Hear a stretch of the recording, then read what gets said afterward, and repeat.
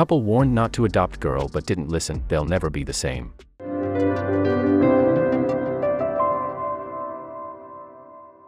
Bernie and Diane Lierow have 5 sons and had always dreamt of extending their family. When their children had grown up and left home, the couple realized that they had more love to offer a child in need. They decided to add a daughter to their family after 4 of their 5 sons had grown up and moved out. After some time thinking, they decided to open their home to a child less fortunate. But when they attended an adoption event, their lives would be forever changed because of one decision they made, based on a single photograph. Although there were many children there, Diane couldn't tear herself away from a black and white photo of a girl who was unable to attend. "I just felt drawn to her," Diane says. The couple asked about the girl, but the adoption agency gave them a warning. Caseworkers wouldn't greet Diane's curiosity about the girl in a way she would have anticipated. All they would say was, "You definitely don't want her," remembers Dad Bernie. "Eventually one of the ladies told my wife, 'There's something wrong with her, that girl isn't suitable for adoption,'" Bernie says. Warning the couple that the girl in the picture wasn't right and that there was something wrong with her, the couple persisted. But the couple weren't going to give up that easily, and sought out the girl's social worker. The social worker told them a story that broke Bernie and Diane's hearts. That's when they learned the horrific truth about the unimaginable neglect the young girl had suffered. They discovered that the little girl had grown up in unthinkable conditions. Danielle Crockett was known to many as the girl in the window. In 2005, the police had received a call from a worried neighbor. The neighbor told them that there was something strange and terrible going on in the house next door. She had seen a thin, pale face that she didn't recognize staring out of the window. Investigator Mark Holst and his partner arrived at the scene. What they found would haunt them for years to come. "It was the most outrageous case of neglect I've ever seen," explains Holst. "It sounded like you were walking on eggshells. You couldn't take a step without crunching German cockroaches." Holst found Danielle abandoned at the back of the house on a soiled mattress. Her room was the size of a wardrobe and filled with filthy diapers. Years of neglect and appalling living conditions had severely damaged the 6-year-old girl. Danielle couldn't talk or eat solid foods. She was covered in lice and fleas. She weighed 46 pounds when Mark Holst found her.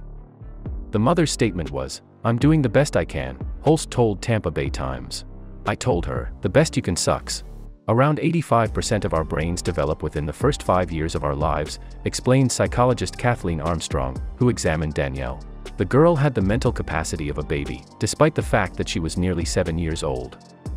The doctor called her condition environmental autism. Because she had been deprived of human contact for such a long time, she had simply withdrawn into herself and never learned to interact with other people. Danielle's mother was stripped of her parental rights immediately, and Danielle spent 6 months at the hospital recovering before she was discharged. When Bernie and Diane Lierow read all of this in her reports, they were heartbroken. "It made me cry just to read how she had been kept in the conditions that she had been found in," Diane says. But it still felt like Danielle was meant to be a part of their family. It was definitely no walk in the park when Danielle finally moved in with the couple. "We didn't know if she'd ever eat with a fork and a spoon," Diane says. "You start to think, I don't know how far this child is going to go." Danielle had meltdowns 7 to 8 times a day and hated going outside. She screamed until it hurt her lungs and threw herself on the floor, her adopted parents explained in an interview in 2009. Food was also still a sensitive area for Danielle. She would eat until she was sick because she hadn't learned to control her eating after starving for the first 6 years of her life. But Diane and Bernie still loved her as their own. With much love and encouragement, Danielle began to make incredible progress. Things that may seem trivial, such as brushing her teeth, washing her hands and going to the bathroom by herself, were monumental breakthroughs for Danielle. She did it all thanks to the Lierow family's support and encouragement. She has already surpassed all the expectations the specialists had for her at the time she was found, Diane told CBN in 2012. "Small steps are big steps for someone who's disabled," Bernie explained in 2014. "She's learned to do things we never thought she would do." Speech is still a challenging area for Danielle, but she normally greets Bernie with a "Hey Dad," and has even said "I love you" to her parents. After the terrible treatment she endured at the hands of her biological mother, Danielle is extra cautious around women and mother figures. It has taken a long time for her to be able to socialize with others, but it's getting better. She's still aggressive around food, Bernie told OWN in 2014. But after Danielle's success so far, the family can see a bright future for her and have high hopes for what she can achieve. If she could just be a part of the community, it would be a big plus, Bernie says.